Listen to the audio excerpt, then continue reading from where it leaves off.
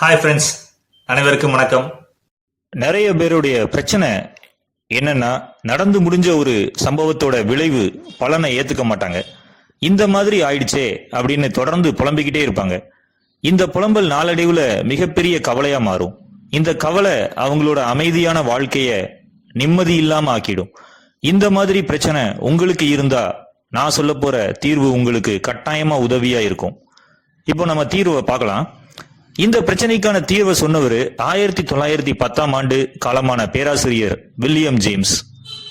இவர் செயல்முறை உளவியலின் தந்தை அப்படின்னு இவரை சொல்லுவாங்க. அவரு ஒரு நாள் அவருடைய மாணவர்களுக்கு இந்த தீர்வை சொன்னாரு. முடிஞ்சு போன சம்பவங்களை மனதார ஏத்துக்கோங்க. எந்த ஒரு எதிர்பாராத துரதிர்ஷ்டவசமான விளைவுகள்ல இருந்து வெளியே வர்றதுக்கான முதல் படி இதுதான் அப்படின்னு அவர் சொன்னாரு.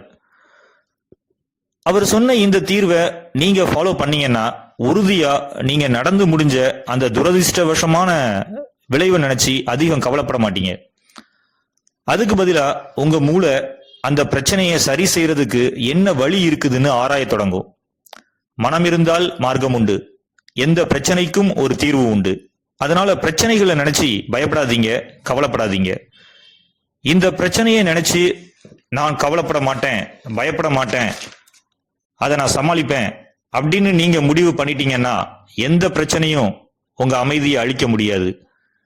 நீங்க துணிச்சலோட செயல்பட்டு அந்த பிரச்சனையை சமாளிப்பீங்க.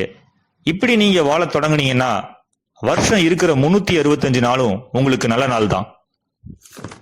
இந்த வீடியோல நான் உங்களுக்கு கொடுத்திருக்கிற இந்த இன்ஃபர்மேஷன் உங்களுக்கு உபயோகமுள்ளதா இருந்துச்சுன்னா நம்ம சேனலை லைக் பண்ணுங்க, ஷேர் பண்ணுங்க, சப்ஸ்கிரைப் பண்ணுங்க. சேனலை சப்ஸ்கிரைப் பண்ணாம இருந்தீங்கன்னா சப்ஸ்கிரைப் பண்ணிருங்க. ஆல்சோ பெல் பட்டனையும் கிளிக் பண்ணிருங்க.